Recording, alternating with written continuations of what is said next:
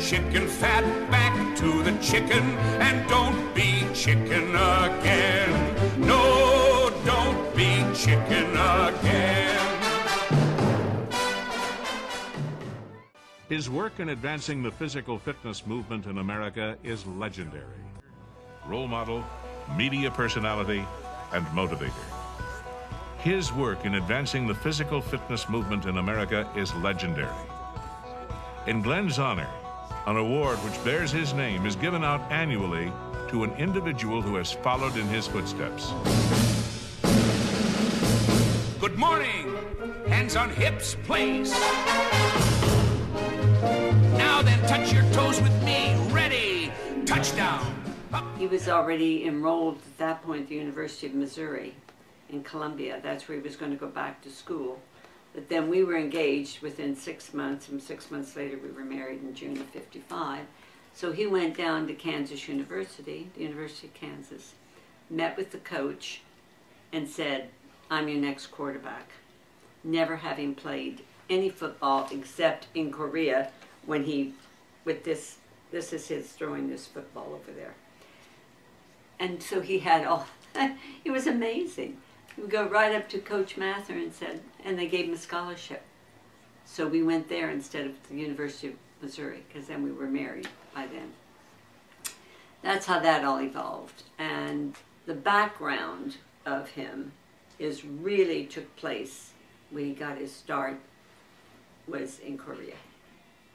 When he started getting into the field of fitness and seeing the guys over there didn't have anything to do. It was just a camp out and you know, just nothing for them to do. And he had the intellect and the physical from that soccer that he played, the professional soccer, and his background in St. Louis to organize all this and get these guys going, and they just had their own teams, and I think that's what really developed and made his mental strength. So he was so strong mentally because he did, you know, he was just a survivor.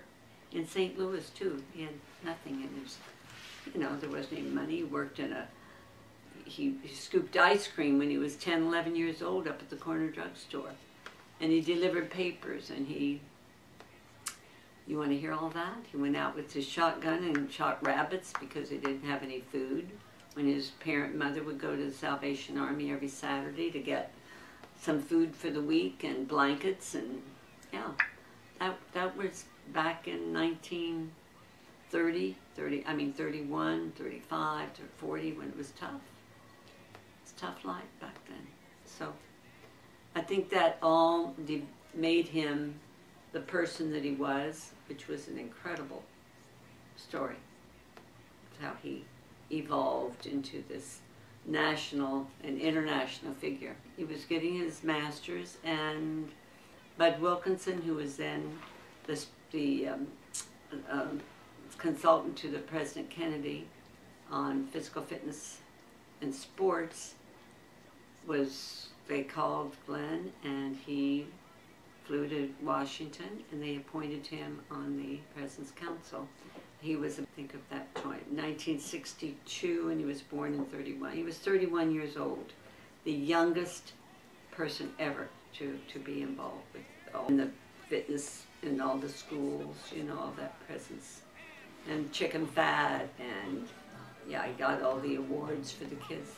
They loved it, and they still do it. They still do that. They still do chicken fat. He went to New York one day and met with Robert Preston, and he told him what he wanted, and they did the song Chicken Fat. Push up every morning, 10 times push up, starting low. Once more on the rise, nuts to the flabby guys. Go, you chicken fat, go away. Go, you chicken fat, go. We were in Washington in 1962. The White House would call every Sunday morning and ask him to come play football on the lawn with the Kennedys, which he did. Who played? He played, the Kennedys played. I mean, they had staff, the White House staff people. Then you would play rugby with, I know there were guys from England. I didn't go to any of this stuff because we had 3 little guys. And Sundays when they would call, we'd pick up the phone, White House calling, come play football, come play rugby on the White House lawn. So you did that. Jim Lovell was one of the special consultants. Bud Wilkinson was the one who recommended Glenn to President Kennedy first, back in '62. Then was James Lovell, the astronaut, was one of them. Arnold Schwarzenegger was the last one he worked with. He worked on fitness. So he was the director of program development, and was the award that the President's Physical Fitness Award that probably every kid in the country was part of. Everybody talks about this. They still do it after how many years? 50-some years. But Glenn pretty much he was the director of program development for the President's Council. And so he created the programs for the country in the schools. And then he went on to be aerobics in this country. He designed all that, and fitness at night. I mean, he would go out and train these women like they do now, where they have so much in the gyms now. And they wasn't there then. When he started fitness in this country, there weren't any running shoes. There wasn't any any kind of sweatsuits or anything. That all happened after he developed these programs.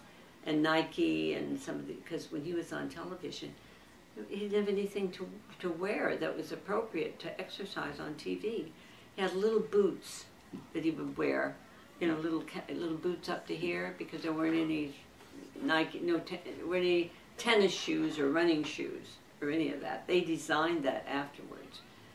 And he would wear pants that he could move in and little golf-like shirts, you know, but there wasn't any fitness clothes. There weren't any fitness clothes.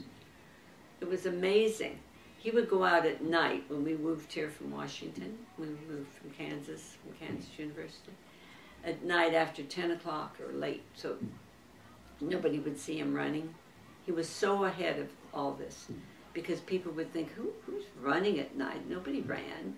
Nobody ever ran. And now everybody runs, but they thought he was some kind of a, you know, a freak out there running at night who would do such things. But he was so ahead of his time. And when he had his television show, now his good friend was Jack LaLanne. And his motto was? Work hard, play hard, and be fit. Work hard, play hard, and be. Nobody knew. I mean, I run into people all the time in our area back home in Washington.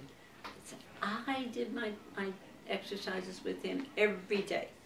Every day. And there weren't anything as barbells or weights or anything back then.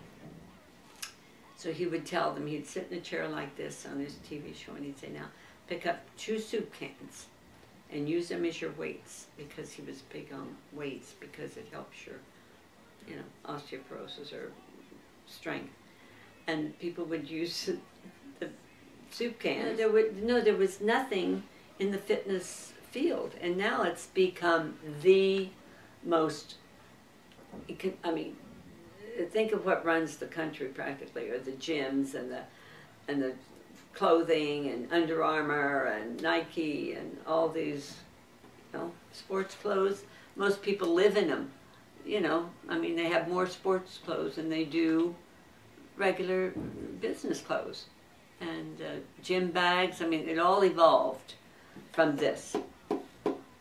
Really. And he was 49 when he got a brain tumor. But he continued to work. Remember that day? Mm-hmm. It was in Boston when he collapsed. He had to do radiation and lost all of his hair, and being on, and you have a picture of him, being on television, that was tough. That was tough. To go from somebody so, you know, noted in the field, in that field particularly. He always used to say, No, I hope I die of a heart attack or a bus runs over. No. I hope that a truck hits me and nothing else because he was so fit. He was so fit. But anyway. Actually, and he designed this wheel. The ab wheel. The ab wheel that they're selling now in the stores. But he didn't patent anything. No, nothing was patented. Got nothing. But he loved this part. He loved that life with the president. Dad was a purist. Yeah. He was all about the body and taking care of it. Exactly. And he used to run and teach us yeah. how to breathe when Tennis, we ran. a lot of tennis we played. And we'd You take and you Dad. out and show you, he taught you how to play. I used to run when I was in my teens. And now I live in an area where everybody works out 5 hours a day, and I'm the least fit of all my friends. There's, We still run. There's still all kinds of swim clubs and- now. We never had any clubs back then. There weren't any gyms and clubs to go to. I mean, I belonged to a gym myself. But, you know, it was tennis. We'd go out and play. We'd get you up at 7 in the morning. In the neighborhood park. In the neighborhood park, that's right. He'd get you up at 7 in the morning and said, you got to go out and play. Yeah, we used to run before school. I was always on a diet in high school. And Emily ran the Marine Corps Marathon with him. I think he ran the first Marine Corps Marathon. Blended.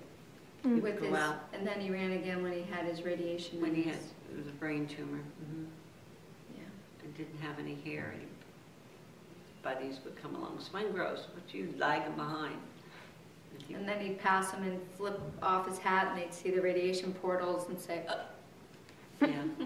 Still beat him with the Anyway, radiation. determined man, very determined man. Yeah, he Actually was lived 20 years with a brain tumor that was unheard of. Yeah, he had a malignant brain tumor that you Where don't was it survive. located? It was in his left frontal lobe. Right. Right frontal. Center of it? Right frontal lobe. It was a Size of an egg. He collapsed in Boston doing Special Olympics. He was the commissioner for the Special Olympics. He It was wasn't there. Special Olympics. It was just Junior Olympics. Oh, it was? Junior Oh. Olympics. But he did Oh. work for did the Special Olympics. Oh, I too. thought he was there for special. So he was demonstrating a soccer kick, and the astroturf was like 104 degrees, and he had a seizure. And they took him to the hospital, and we flew up, and they told us they thought it was just a metabolic imbalance, and that he was going to be fine. And then we got the results of the CT scan, and it said it was a brain tumor, and so he ended up having surgery. And Mom said Dad would never want to live without his use of his limbs, so they only took 85% of the tumor. And so he was entered in a special NIH cohort of malignant brain tumors, 50 people, and he was the sole survivor. He's the only one who lived. He had more radiation to his brain than any person who ever lived, who lived after that. Because that was, well, you know, as a That was all they had. radiologist, as a doctor yourself, what kind of radiation. Yeah, But they it had did. a new, something called a linear accelerator. It gave more radiation to a specific spot. But he survived. He did survive, and who knows why. And he worked all that time. He lived for 20 years after that? He lived for 20 He didn't die of his brain tumor. I know, but isn't that unheard of? Yes. He died of the necrosis of the vessels, though, because He had so much radiation that his vessels got old, like in atherosclerosis. They kind of got constricted and narrowed. And so he had less blood flow to his brain than he normally would, like somebody who had bad heart disease. But his was due to the radiation from the treatment for his brain tumor. but that was 20 years later is when Yeah. he died. And he worked a lot. He would go in, he would give speeches, to the point where he finally had to quit because he wasn't able to articulate, he'd be at these clinics and he couldn't give the speeches and the directions anymore, so he had to It was hard. finally quit. And then but Arnold Schwarzenegger was the last consultant that he worked with, and he would have him, he was great to him. care whatever anybody thinks about him. He was a wonderful man to Glenn. Dad would tell the story of, he'd be on Arnold's plane, and Arnold would sit next to him, and Dad would be really tired because now he had the sequela of the radiation, so he'd get pretty tired. And Arnold would say, "Oh, Glenn, do your imitation of me, Glenn." And Dad would say, "When I was a little boy and I was in Czechoslovakia, my mother said to me," Austria. Oh, in Austria, and do what? Like, "You must finish your homework and then go out and play." Then you go out and play. But do your homework first. And then they would play Frisbee on the plane. No, they played, remember that game that was... too. Remember that game that was like Velcro in a mitt and a ball, and they would throw it and it would catch, and they would play this on the plane. Glenn, play with me. And then he wrote a really nice letter when Dad died. It sounds beautiful. I still have the wreath there. But he appreciated Dad for... He did. And he came from a very kind of similar background. Yeah. Nothing much. But everybody who met Dad, Dad was a special guy. He was the most humble, never had a bad word for anyone, never a negative word. He was the most positive person. And I think that's why he lived that long afterwards, he never gave up, never had, he would do his crossword puzzles, he would do what he could, still worked as long as he could. Yeah. For the last 3 or 4 years he didn't work then. It's too bad the kids didn't really get to know him. But he was a really good role model. But as our friend Bishop Bolin often said about him, he never ever changed. He was the same person from way back in the 50s when he met him, as he was through all of this notoriety. He was well known everywhere in the country and admired by everybody in the country, but it never changed him a bit. He was a really good person. Yeah. And remember to work hard, play hard, and be fit. Give that chicken fat back to the chicken and don't be chicken again.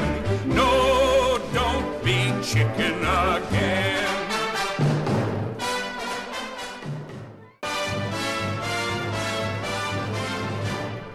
Push up every morning, 10 times push up, starting low. Once more on the rise, nuts to the flabby guys. Go, you chicken fat, go away. Go, you chicken fat, go.